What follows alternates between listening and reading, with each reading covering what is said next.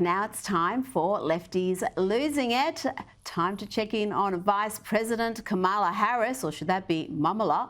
Here she is, asked about Hamas and a ceasefire deal, but her response is shrimp and grits. I wish I was kidding. Madam Vice President, Hamas says it accepted a ceasefire deal. Hamas says it accepted a ceasefire deal. Your reaction? What are your thoughts on Hamas accepting a ceasefire deal? She said shrimp and grits. If you wanted to know shrimp and grits, that's full quote there. Wow. Now to another Democrat woman doing the sisterhood proud. I'm just kidding. It's another embarrassing lefty losing it. Take it away, New York Governor Kathy Hochul with this wildly racist comment. Young black kids growing up in the Bronx who don't even know what the word a computer is. They don't know. They don't know these things. And I want the world open up to all of them, because when you have their diverse voices innovating solutions. She thinks kids in the Bronx don't know what a computer is. Has she been to the Bronx? I mean, talk about the bigotry of low expectations. Gross. But of course, it's not just the Democrat women disgracing the party. The fish rots from the head, and President Biden and his weakness on pretty much everything from foreign policy to protecting America's borders is the main issue facing America. And who better to sum up what is happening there than Senator John Kennedy from the great state of Louisiana?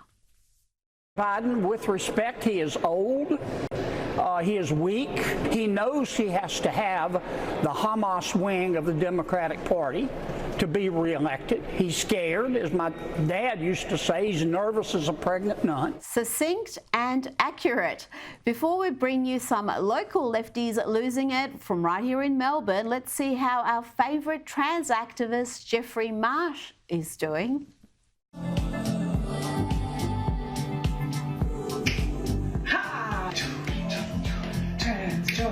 It's on the rise, trans joy. I'll take that prize. So much joy, so much trans joy. To Melbourne now, and the hostility Jewish students are facing on college campuses. Watch this young man at Monash University, draped in the Israeli flag, sitting still on the ground, not saying a word, while lefty banshees have meltdowns all around him. He reportedly sat there for 2 hours, suffering all sorts of verbal abuse from the love and tolerance mob. And that's what we're doing right now. This man needs to leave immediately.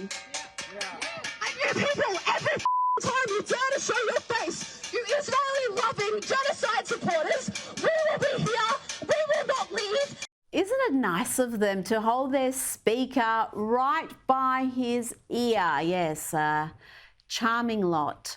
Now to another funny moment from the roast of Tom Brady. Of course, he wasn't the only one roasted. Watch as Andrew Schultz goes after UFC boss Dana White.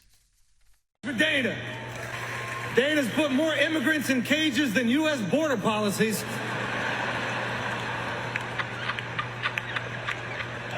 Dana is a skinhead genius. He found a way for minorities to beat each other up. Isn't it great to see something actually funny and non-woke on Netflix? More please. And while we are enjoying satire, let's have a look at the work of this comic, Lyle Culpepper, mocking the college campus soy boys.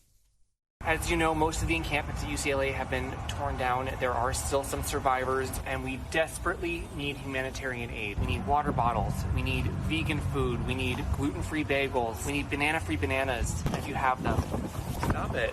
Stop. We need first aid kits. If anybody has enriched uranium, that would be super helpful. Or weapons-grade plutonium. If you have a free-range rocket launcher, we need a rocket launcher. If anybody has those old SS uniforms from the 40s, we need those. We need wheelchair-accessible paragliders for some of our disabled comrades. Oh, guard towers. We need guard towers. If anyone's been to Poland and they can get their hands on some guard towers. Really hope he got his hands on some of those banana-free bananas.